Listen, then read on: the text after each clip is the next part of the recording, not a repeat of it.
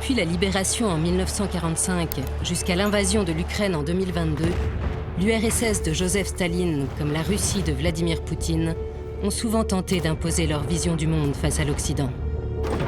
Les archives de la sécurité tchèque révèlent des épisodes inédits de cette guerre de l'ombre.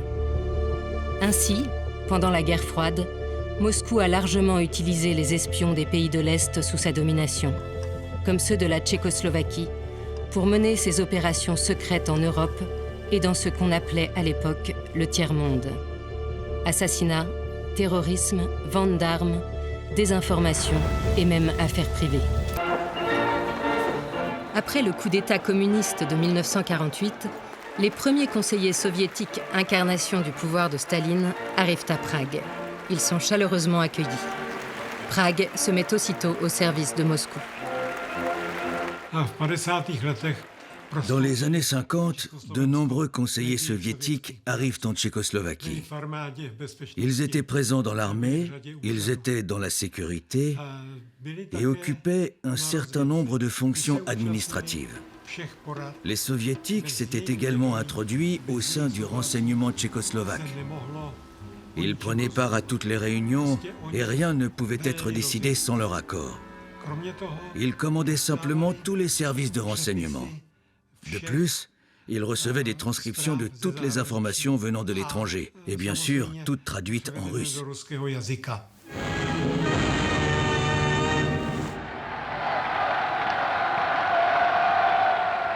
Na čestné tribuně byli přítomni zástupci strany a vlády, zástupci tábora míru a hosté nejmilejší, hosté ze Sovětského svazu. Velvyslanec Sovětského svazu v Praze, Aleksandr Jefremovič Bogomolov, pozdravil československé pracující jménem vítězného sovětského lidu. Před tribunou je připravena štafeta přátelství. A na československo-sovětských hranicích přátelství a družby potvrdí našim sovětským bratřím se Sovětským svazem na věčné časy. 1949. Le rideau de fer verrouille désormais l'Europe de l'Est, de l'Adriatique à la Baltique.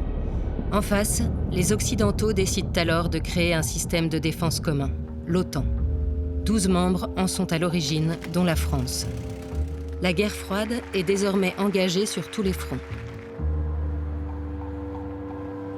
Mars 1953. Le petit père des peuples est mort. À Moscou, Nikita Khrouchtchev succède à Staline. Il en dénonce les crimes. Mais dans son face-à-face avec l'Ouest, en réponse à l'adhésion de la République fédérale allemande à l'OTAN en 1955, l'URSS crée le pacte de Varsovie. Moscou décide alors d'ouvrir un nouveau front contre l'Occident, le soutien au tiers-monde qui s'émancipe des Occidentaux. Et la Tchécoslovaquie va y jouer un rôle essentiel.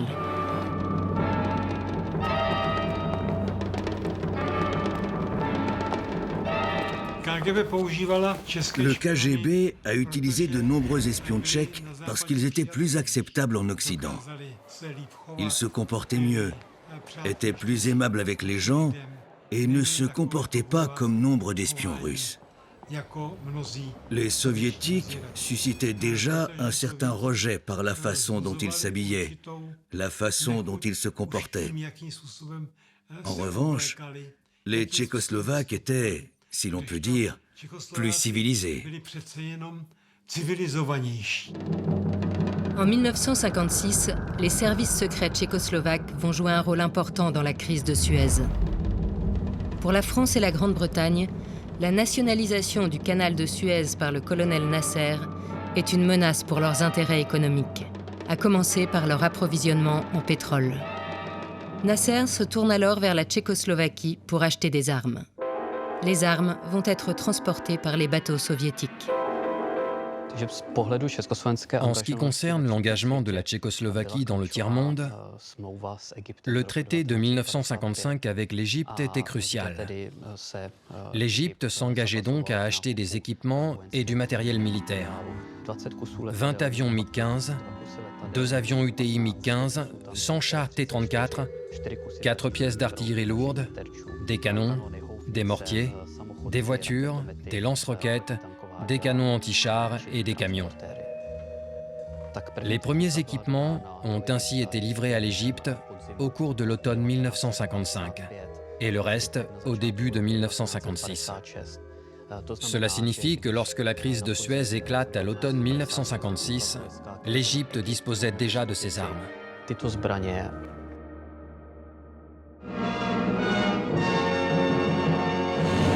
Přinášíme další záběry z přepadení Egypta. Při Ucaid startovala letadla z britských letadlových lodí. Po letecké přípravě byla zahájena akce výsadkových jednotek. Jejich úkolem bylo zabezpečit vyloďování dalších oddílů. Angličanům a Francouzům se podařilo vylodit v Port Saidu a obsadit severní vjezd do Suezského kanálu.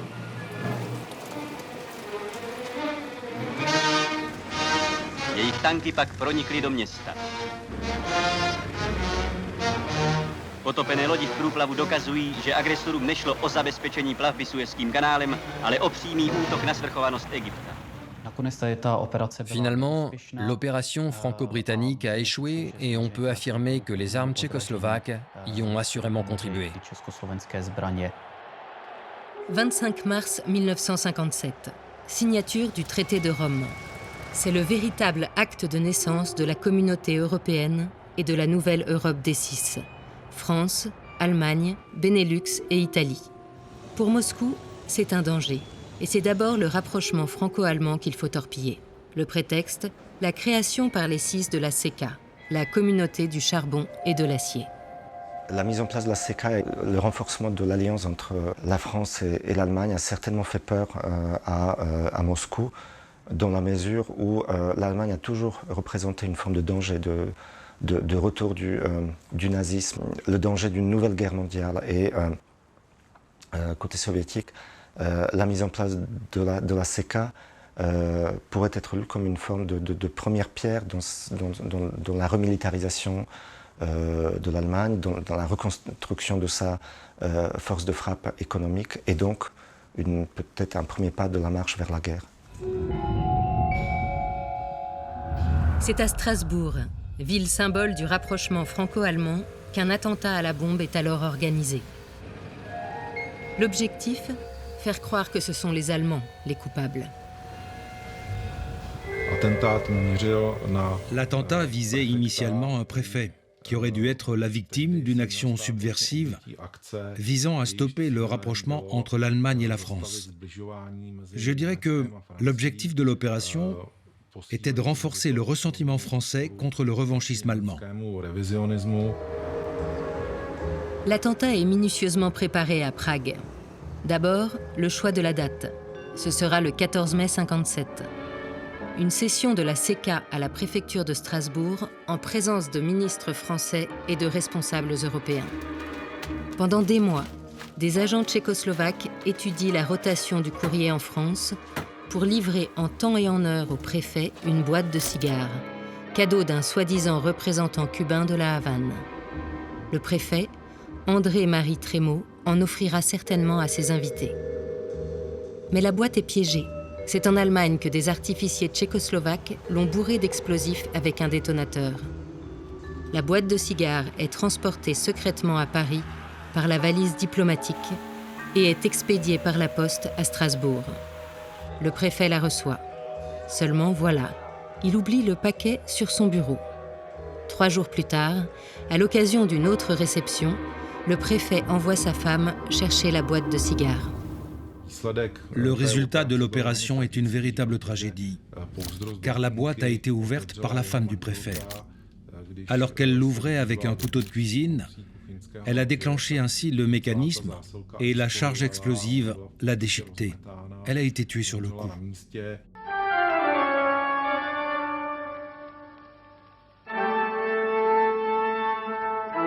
Le ministre de l'Intérieur communique de Strasbourg.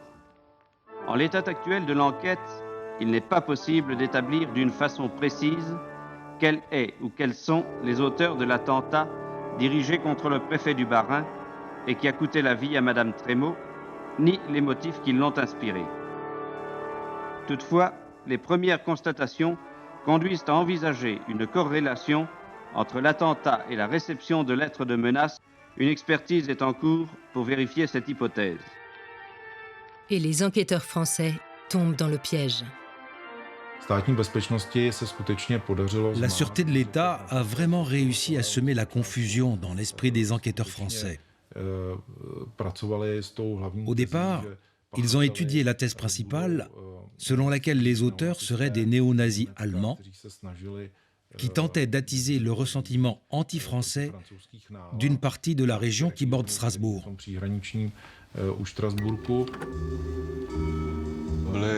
On a retrouvé quelques tracts qui ont été distribués en Europe occidentale par les services de renseignement tchécoslovaques. Leur but était de soutenir la théorie selon laquelle il existait une organisation allemande revancharde, la Kampfverband.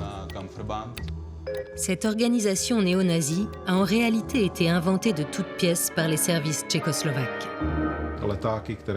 Les tracts sur lesquels la police française avait mis la main portaient des traces de traduction de langue tchèque. Et il est évident que l'appareil de sûreté d'État tchécoslovaque ne savait pas, je dirais, créer une version aussi parfaite de la propagande néo-nazie. Nous ne savons pas quel rôle les services secrets soviétiques ont joué et dans quelle mesure les services secrets tchécoslovaques ont effectivement rempli leur mission. Je pense qu'il aurait été impossible de faire une telle chose sans les soviétiques. En tout cas, l'affaire a été si bien montée entre Prague et Moscou que les rares témoins de l'époque se taisent et que les assassins et leurs commanditaires n'ont jamais été clairement identifiés.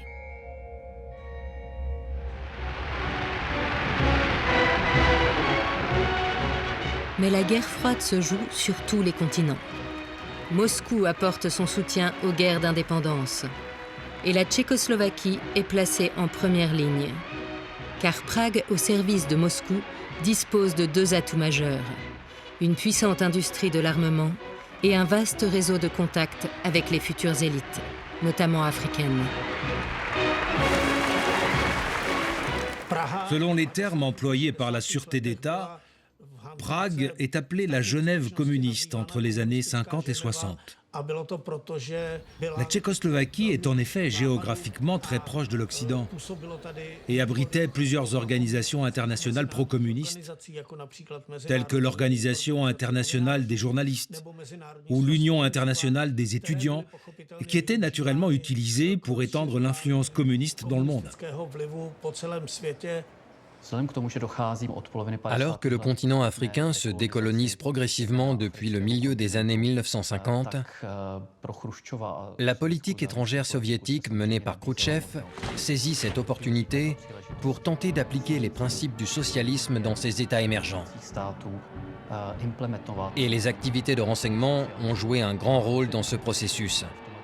Il a donc impliqué le renseignement tchécoslovaque. La Tchécoslovaquie est devenue un important exportateur d'armes et de matériel militaire vers le Moyen-Orient au milieu des années 1950. Cette politique d'armement tente de remplacer les anciennes puissances coloniales, en particulier la Grande-Bretagne et la France, par Moscou, en étendant son aire d'influence et utilisant pour cela les fournitures et les armes tchécoslovaques.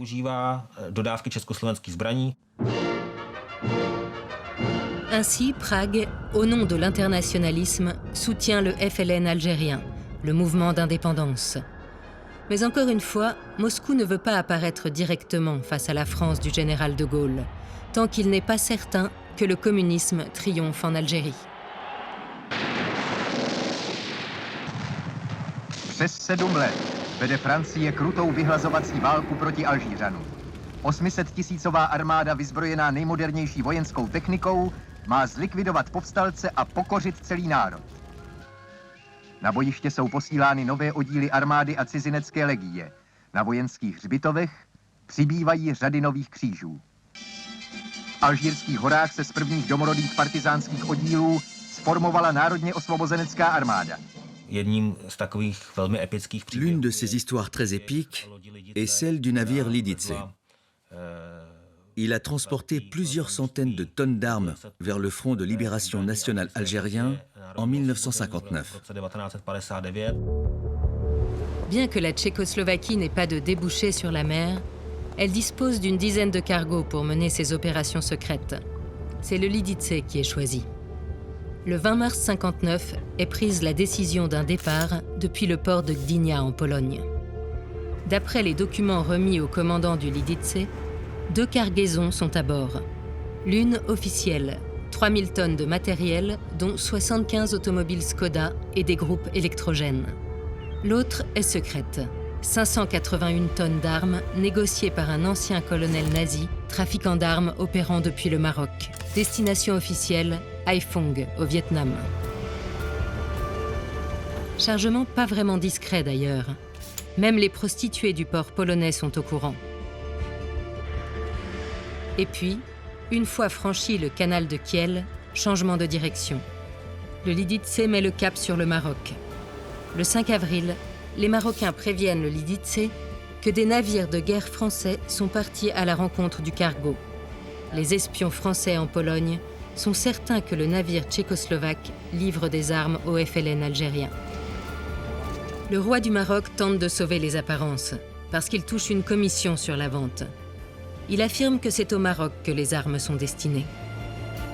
De son côté, Prague demande à Moscou comment réagir. Mais Moscou fait la sourde oreille, ne jamais apparaître directement.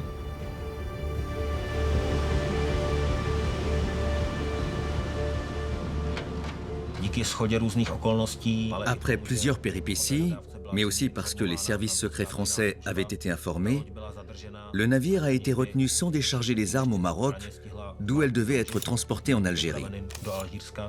Et l'armée française les a confisquées dans un grand battage médiatique, suscitant le plus grand intérêt des journalistes. Toutes les armes, assez pour équiper une division entière d'infanterie, sont confisquées. Elles seront utilisées par l'armée française. Entre Paris et Prague, c'est une longue crise diplomatique qui s'ouvre. Mais les livraisons d'armes aux indépendantistes se poursuivront. Au début de l'année 1961, des représentants des insurgés algériens arrivent à Prague et demandent à la Tchécoslovaquie une assistance matérielle, à la fois sous forme d'importation de certains biens de consommation courante dont ils ont besoin, des fournitures médicales, de la nourriture, mais aussi de matériel militaire. Les Algériens ont demandé 500 pistolets, mitraillettes 5000 pièces, fusils 10 000 pièces, mitrailleuses, mortiers, mines ou obus d'artillerie. De fait, durant les premières années d'indépendance, l'Algérie du président Ben Bella continuera de flirter avec le système soviétique. Mais l'Algérie n'est pas le seul pays sur lequel Moscou et Prague investissent pour l'avenir du communisme. Ainsi, en Guinée, la partie orientale portugaise est en pleine guerre d'indépendance, tandis que la partie occidentale, ancienne colonie française, a décidé en 1958 par référendum de quitter l'union proposée par la France. Les alliés de l'Est y sont désormais comme chez eux. Depuis qu'elle nous a dit non, la Guinée a beaucoup changé. Elle a pris un faux air de pays d'au-delà du rideau de fer. L'avion qui nous a amenés à Conakry était un Ilyushin 18 comme tous ceux qu'emploie la compagnie Air Guinée. Dans les rues circulent des Moskvitch, Volga et Skoda, des camions de fabrication russe et tchèque. Partout, les ambassades des pays de l'Est ont pignon sur rue.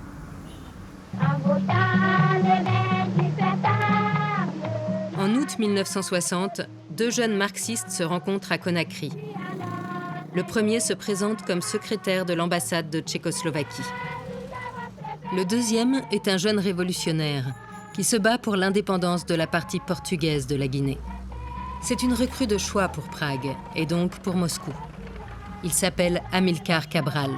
Il tient le discours dans la ligne de Moscou. L'indépendance, pourquoi faire? Pour nous, d'abord, pour être nous-mêmes, pour être des hommes africains, avec tout ce qui nous caractérise, mais en marche pour une vie meilleure et qui puisse nous identifier chaque jour davantage avec les autres hommes dans le monde. Amilcar Cabral, contrairement à d'autres représentants similaires des mouvements de libération nationaux, était un partenaire relativement sérieux. Il ne lui est jamais arrivé de dépenser cette manne financière en boissons ou d'en abuser, ce qui n'était pas exceptionnel à l'époque. Cet homme s'est alors engagé en 1961 à coopérer avec les renseignements tchécoslovaques qui lui donnent le nom de code « secrétaire ». Moi, lieutenant Altner Miloslav, chef de poste adjoint de la résidentura de Conakry, soumets la proposition de recrutement de secrétaire. De son vrai nom, Amilcar Cabral, né le 12 septembre 1924 en Guinée portugaise. Dans son rapport, l'agent affirme qu'il est en contact avec Cabral depuis longtemps. Cabral transmet des informations confidentielles et peut donc être reclassé en tant qu'agent. Dans une autre partie du dossier, il y a une lettre écrite par Cabral au vice-ministre de l'Intérieur. « Cher et estimé ami, je vous adresse mes meilleurs vœux de réussite dans la poursuite de votre travail au service du progrès et du bonheur de votre peuple. S'il vous plaît, cher ami, veuillez nous envoyer les produits suivants.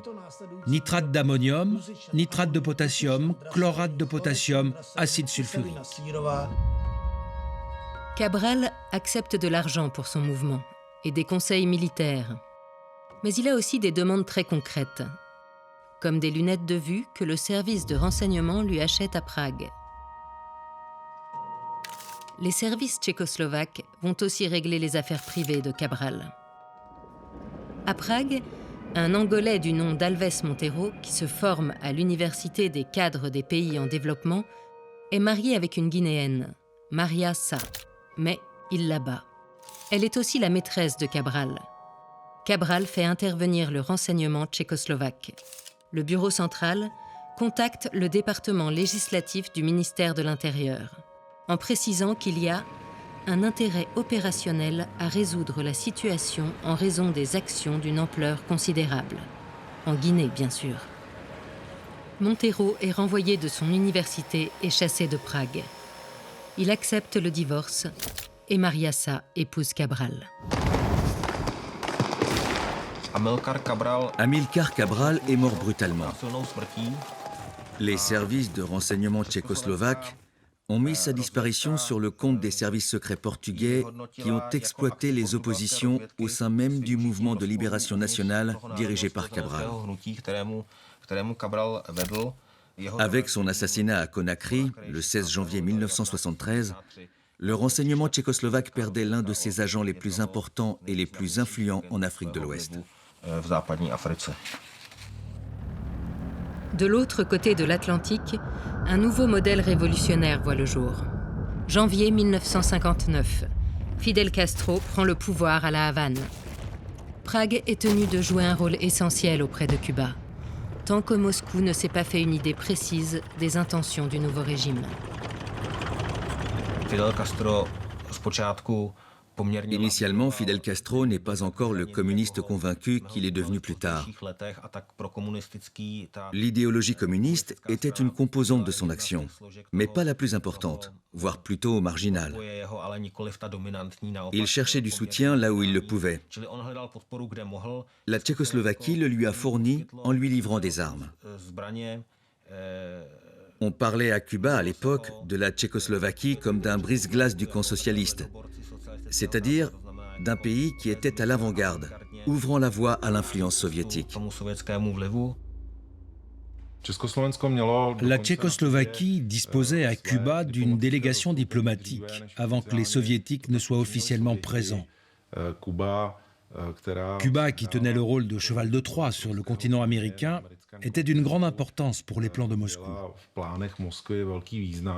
La Tchécoslovaquie est ainsi venue en aide aux soviétiques au cours d'un certain nombre d'opérations.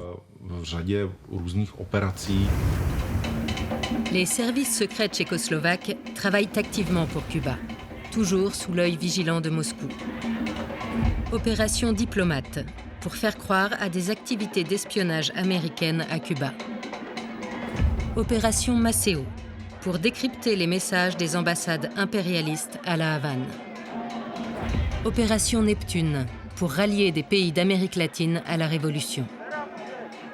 Et surtout, Opération Pluto, qui dès l'automne 1960 prévient Fidel Castro qu'une offensive contre-révolutionnaire se prépare.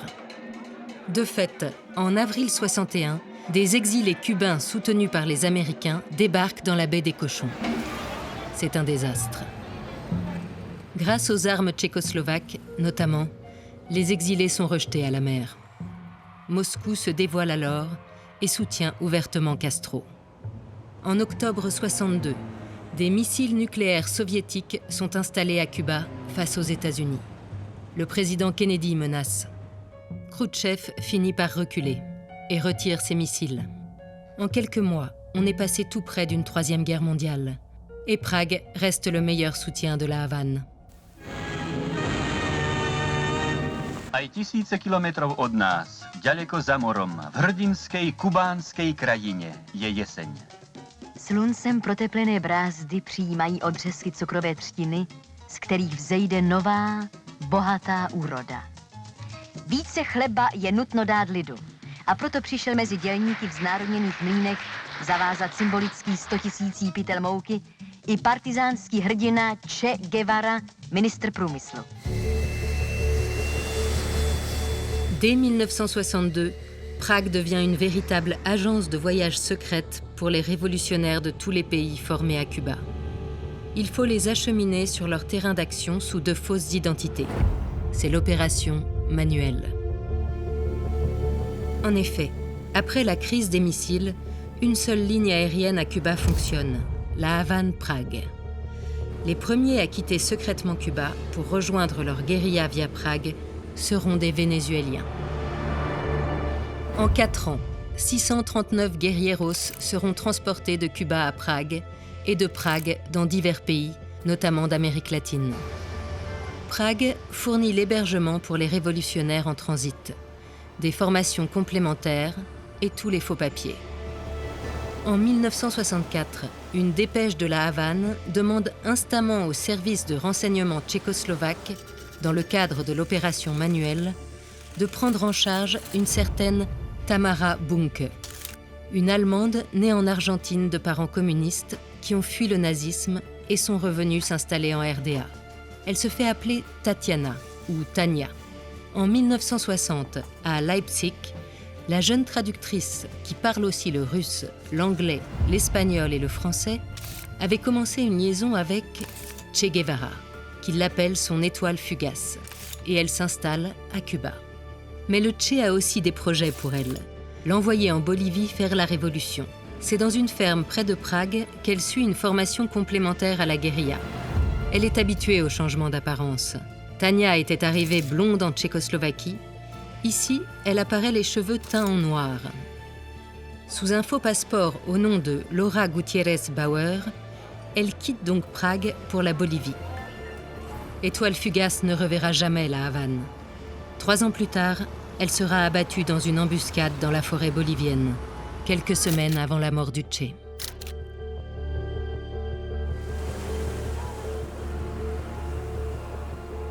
Les archives de la sécurité tchèque sont aussi une mine de révélations sur une des plus importantes affaires qui, plus de 50 ans après, n'a pas encore livré tous ses secrets en France et sur la scène internationale. L'affaire Ben Barka. Paris, 29 octobre 1965, 12h30.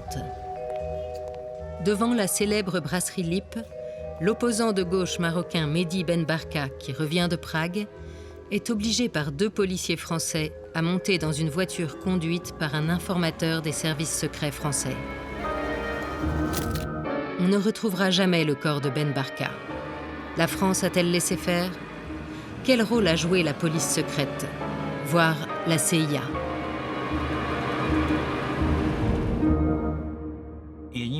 L'une des découvertes les plus surprenantes réalisées au cours de mes recherches est un dossier portant le nom de code Sheikh.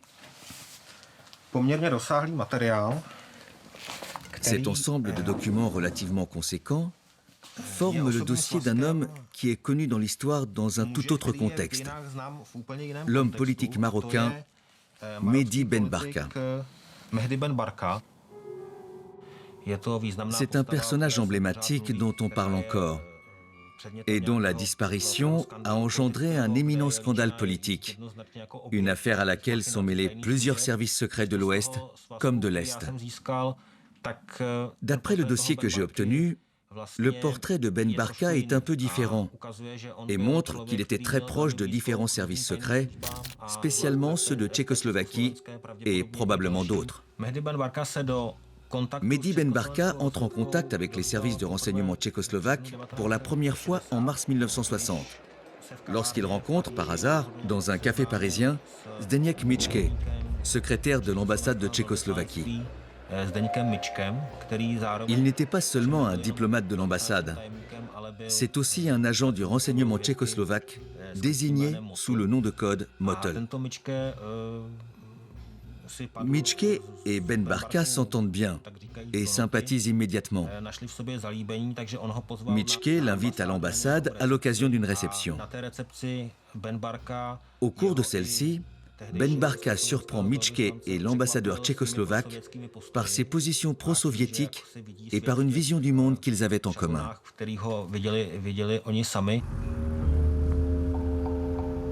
Ben Barka est souvent l'instigateur de ces rencontres.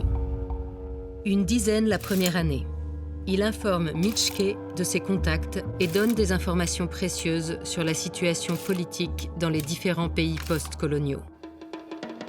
Le 6 avril 61, chez Lip, Ben Barka sollicite Mičke pour une aide financière de 10 000 francs de l'époque. L'agent tchécoslovaque envoie aussitôt un message crypté à Prague. Il est temps d'enrôler Ben Barka. Nom de code, Sheikh. L'un des documents les plus importants du dossier est la proposition Verbovka, qui, dans le jargon de la sécurité de l'État, signifiait « acter un enrôlement ». Cette proposition, datée du 10 avril 1961, a été directement envoyée au ministre de l'Intérieur Rudolf Barak, qui l'approuve. Dans ce document, on souligne que Ben Barka est l'une des personnalités politiques les plus importantes du Maroc, qu'il côtoie tous les hommes politiques africains, de Nasser à Ahmed Sékou Touré, et qu'il est capable d'influencer leur politique dans une certaine mesure dans l'intérêt du camp socialiste. Ben Barka, Sheikh, multiplie les rencontres avec son agent traitant Mičke, dans les grands restaurants de Paris ou à leur domicile. Ben Barka a beaucoup, vraiment beaucoup d'informations à livrer. Sur des conversations secrètes entre le général de Gaulle et Habib Bourguiba, le président tunisien, à propos des territoires algériens qu'il revendique. Sur les négociations de paix franco-algérienne d'Évian, ou encore sur le Ghana, la Guinée, le Nigeria ou le Sénégal. Il dispose aussi d'informations qui proviennent du contre-espionnage français, le SDEC. Tout cela, évidemment, est transmis et analysé à Moscou. Et Ben Barka souhaite maintenant se rendre à Prague. À Prague, Ben Barka mène la grande vie. Il est payé 1500 livres par mois par le Bureau des renseignements tchécoslovaques. Mais le bureau découvre aussi que Sheikh est un séducteur.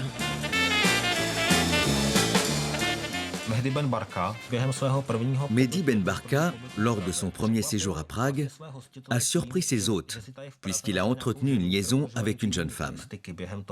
Ce qui choqua les officiers, parce que le renseignement était une organisation assez puritaine, et que cela leur paraissait étrange. Il a essayé d'expliquer que c'était quelque chose de courant, qu'il s'agissait d'une méthode qu'il utilisait quand il voulait infiltrer certaines administrations françaises, qu'il établissait le contact avec une secrétaire ou une fonctionnaire subalterne.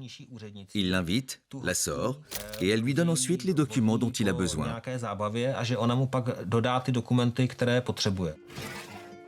Info ou intox. En 1962, un informateur nommé Ami prévient les services secrets tchécoslovaques que l'agent Sheikh n'est pas fiable. Agent double ou triple? Pour qui travaille-t-il? Pour l'Est, pour l'Ouest ou pour le compte de ses ambitions tiers-mondistes? Les services tchécoslovaques décident pourtant de poursuivre avec lui. On lui alloue 200 000 francs par mois pour sa résidence en Suisse où vit sa famille. Il voyage beaucoup. Alger, Genève, Le Caire. Et en 2 ans, Ben Barka se rend 11 fois à Prague. En 1964, une note secrète rédigée par l'ambassade tchécoslovaque à Rabat parvient à Prague. Le gouvernement marocain pense que Ben Barka prépare avec les agents tchécoslovaques un coup d'État au Maroc. Ben Barka craint pour sa vie. Il est persuadé que le ministre de la Défense marocain, le général Oufkir veut l'assassiner. Dans l'année qui a précédé sa disparition tragique, il a même demandé à être formé aux différentes techniques d'espionnage.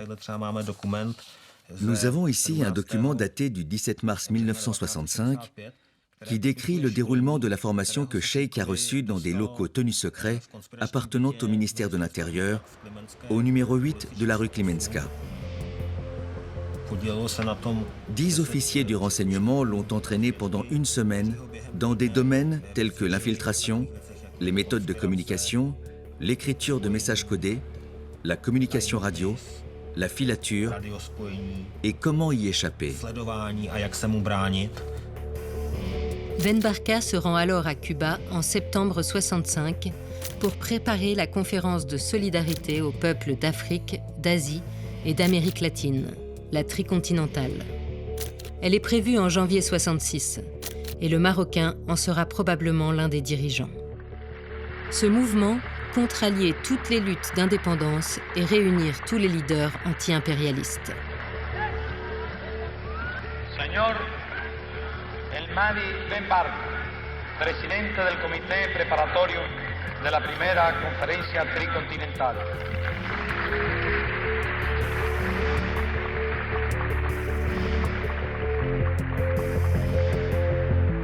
Le 1er octobre, Ben Barka confirme par télégramme qu'il va arriver directement de la Havane à Prague.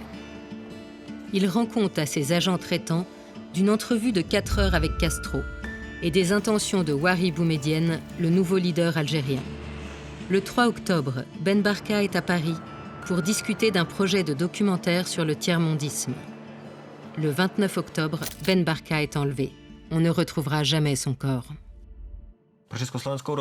Les services du renseignement tchécoslovaque sont secoués par la disparition de Ben Barka.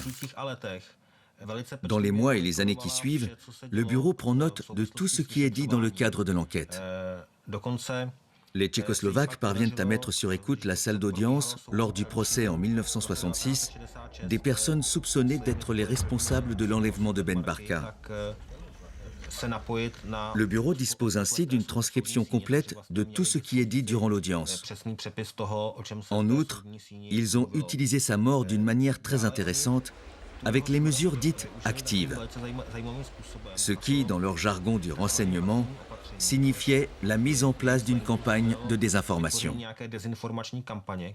À travers diverses publications en langue arabe, la campagne, baptisée START, devait encourager la rédaction d'articles de presse accusant la CIA américaine de la mort de Ben Barka.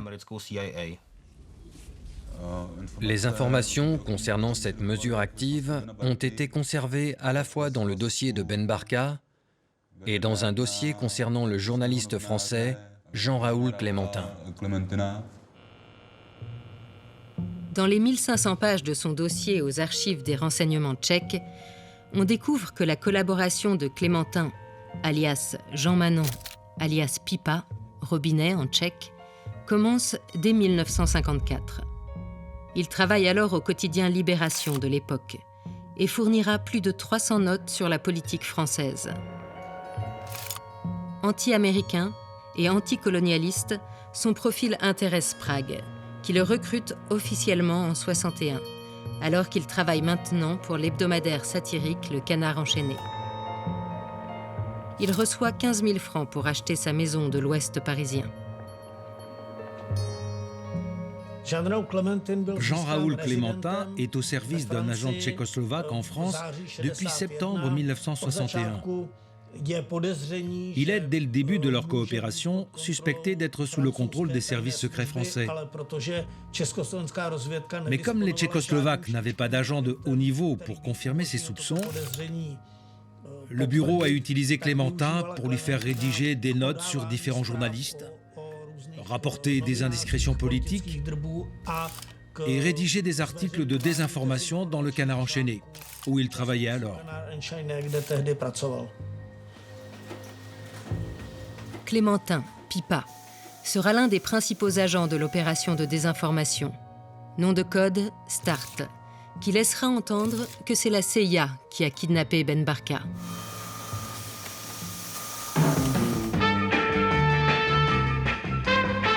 1968. En Tchécoslovaquie, le secrétaire général du parti, Alexander Dubček, anime le printemps de Prague. Il n'est pour l'instant question que de socialisme à visage humain, pas d'une rupture avec le communisme. Pour Moscou, ce réformiste qui a passé son enfance en Union soviétique est tout simplement intolérable. Dans la nuit du 20 au 21 août 68, les armées du pacte de Varsovie franchissent les frontières de la Tchécoslovaquie. En ces jours difficiles d'août 68, lorsque les soviétiques ont occupé le pays, ils ont exigé l'obéissance des agents de la sûreté d'État pour les assister. Certains des plus grands traîtres ont accepté de coopérer en arrêtant leurs concitoyens, par exemple. Mais la plupart des agents de la sûreté d'État s'y sont opposés. Surtout dans les administrations techniques, comme le renseignement ou la surveillance, ils ont même proposé de mettre sur écoute l'ambassade et les conseillers soviétiques et de les surveiller. Évidemment, après août 68, ces agents ont tous été accusés de traîtres, de partisans du printemps de Prague et de Dubček et ont été jetés dehors. Par la suite, la sûreté de l'État est revenue à son mode de fonctionnement initial, où à côté des agents tchécoslovaques, qu'ils soient fonctionnaires, députés, ministres ou responsables, se trouvaient des représentants du Parti communiste tchécoslovaque et des officiers soviétiques du KGB. Dans les années 70, à la demande de Moscou, la Tchécoslovaquie et ses services secrets vont se trouver de nouveau très engagés dans un pays clé d'Afrique du Nord et du Proche-Orient. Ce sera un calcul pour le moins risqué. La Libye était l'un des rares pays africains avec lesquels la Tchécoslovaquie n'entretenait aucune relation développée. C'était encore une monarchie. Mais ceci changea au début des années 1970, après un coup d'État militaire en 1969, lorsqu'un groupe d'officiers dirigé par Mouammar Kadhafi est arrivé au pouvoir. À cette époque, les prix du pétrole sur les marchés mondiaux ont également commencé à augmenter et la Libye est devenue l'un des principaux fournisseurs mondiaux de pétrole. La Libye commençait à devenir un État très riche et donc un partenaire commercial intéressant pour la Tchécoslovaquie et tout le bloc de l'Est. V pražském Hrzánském paláci přijal předseda československé vlády Lubomír Štrougal Abdela Saláma Džaluda, předsedu vlády Libýské arabské republiky. V průběhu třídenní oficiální návštěvy u nás projednala libýská delegace možnosti rozšíření hospodářské spolupráce a výměny zboží mezi oběma zeměmi. Et à cette occasion, elle a demandé à la Tchécoslovaquie une énorme quantité d'armes et de matériel militaire qu'elle souhaitait lui acheter. Pour Prague, l'avantage de la Libye était qu'elle payait ce matériel militaire en devises étrangères et au comptant, et non, tout du moins au début, à crédit. En 1975, une délégation gouvernementale s'est rendue en Libye. Une fois de plus, elle a été décontenancée par l'importance des demandes formulées par les Libyens. C'était près d'1 millier de chars, des centaines et des milliers d'armes à feu et de fournitures militaires. Mais les Libyens ont également demandé des formations dans le pays, et même en Tchécoslovaquie. L'apogée des relations entre les pays est certainement survenue en 1978, lorsque Mouammar Kadhafi s'est rendu à Prague. On lui a préparé un accueil extrêmement chaleureux. Il a même reçu des mains du président tchécoslovaque Gustav Husak l'ordre du Lion blanc de première classe, l'une des plus hautes décorations d'État, qui témoignait déjà du fait que la Tchécoslovaquie voulait chouchouter ce partenaire commercial. Chceme i tímto vyznamenáním vyjádřit naši úctu k vám a poděkovat za vaše zásluhy o rozvoj československo-libyjských vztahů. Vážíme si vašeho zásadního, principiálního postoje v boji proti imperialismu, kolonialismu, neokolonialismu, sionismu, prostě proti všem formám, které brání africkému lidu, africkým národům svobodně žít a svobodně se rozvíjet.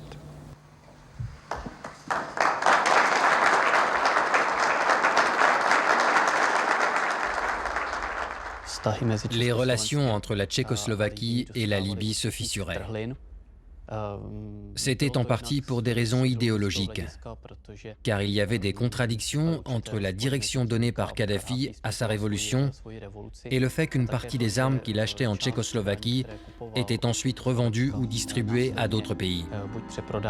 De plus, depuis le milieu des années 80, le bloc de l'Est et l'Union soviétique étaient préoccupés par la politique étrangère menée par Kadhafi.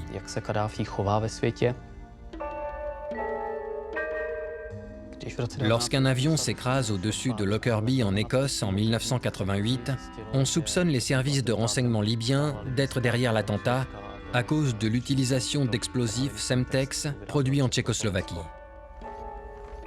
Un autre drame s'est produit. Un avion français a également explosé en 1989 à l'aide d'un explosif Semtex placé à son bord et tuant plus de 170 passagers. Évidemment, la Tchécoslovaquie a accueilli tous ces événements de manière extrêmement négative. Dans la presse internationale, à côté du nom de l'explosif, figurait celui de la Tchécoslovaquie. L'Union soviétique jugea également hasardeux le régime libyen, un partenaire peu fiable et face auquel le bloc de l'Est ne savait pas à quoi s'attendre. C'est l'une des raisons pour lesquelles les contacts entre la Libye et le bloc de l'Est ont été rompus à partir du milieu des années 1980. De nouvelles missions sont confiées aux services secrets tchèques quand la guerre froide rebondit dans les années 80. Et la crise des euromissiles que les États-Unis veulent déployer en Europe envenime de nouveau les rapports entre Washington et Moscou.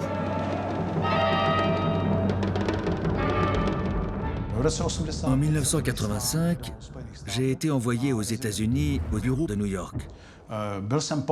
J'ai été couvert par ma fonction de diplomate. S'ils vous attrapent, vous avez intérêt à avoir une couverture diplomatique. Comme ça, vous avez une chance de pouvoir sortir du pays. Dans les années 80, les Soviétiques ont développé un protocole connu sous le nom de Code IN, qui signifie « indice d'attaque précoce », car les Américains avaient choisi la frappe nucléaire comme principale stratégie de défense. Les Russes ne pouvaient savoir si les premiers missiles nucléaires n'allaient pas être dirigés sur l'Union soviétique. Tous les services du bloc de l'Est ont été impliqués dans la détection des signes indiquant que cette attaque pourrait se produire. Il y avait un certain nombre de tâches que nous devions suivre. Par exemple, savoir ce que fait la défense civile américaine, quel est l'état des réserves stratégiques de matières premières. C'était une tâche relativement sérieuse que nous, la Stasi allemande et d'autres services, devions accomplir. En Russie, ces données étaient centralisées afin de produire des conclusions analytiques, si la situation présentait un danger ou non. Entre l'Est et l'Ouest, ce sont de nouveau des années de tension extrême, malgré les poignées de main Reagan-Gorbatchev. Jusqu'au jour de novembre 89, où le mur de Berlin s'effondre. Jusqu'au jour où la Tchécoslovaquie fait sa révolution de velours. En quelques mois, le communisme à l'Est et le pacte de Varsovie auront vécu. Les conseillers soviétiques sont restés dans la sûreté d'État en Tchécoslovaquie jusqu'à la fin du régime communiste. En novembre 1989, lorsque le régime a pris fin, un beau jour, ils ne se sont pas présentés sur leur lieu de travail et ne sont jamais venus dire au revoir. L'Union soviétique avait une forme de peur de l'Occident, peur de disparaître par une culture occidentale que Moscou perçoit comme ennemie, comme hostile. Cette peur de l'extérieur constitue une forme de constant dans la culture politique russe de la période tsariste et qu'on retrouve d'une certaine façon aussi sous le communisme, voire au-delà aujourd'hui avec Vladimir Poutine. 12 mars 1999. La République tchèque, la Hongrie et la Pologne rejoignent l'OTAN. Elles sont suivies en 2004 par la Bulgarie, l'Estonie, la Lettonie, la Lituanie, la Roumanie, la Slovaquie et la Slovénie. Vue de Moscou, la vieille crainte de l'encerclement se réveille. Avec la dislocation du bloc de l'Est et l'intégration progressive de ces pays dans les structures militaires ou politiques occidentales, l'Union européenne, l'OTAN, il y a un sentiment de trahison de la part du pouvoir russe Et aujourd'hui, on voit avec l'intervention militaire en Ukraine que la guerre froide, avec une opposition extrêmement frontale, que probablement les choses ne se sont pas arrêtées en Europe entre deux blocs. La République tchèque a accueilli plus de 200 000 réfugiés ukrainiens dans les premiers jours de l'agression russe. Le 4 mars 2022, le président ukrainien Zelensky s'adresse à des milliers de Pragois réunis place Venceslas. Підтримуйте Україну, бо якщо Україна не витримає вся Європа.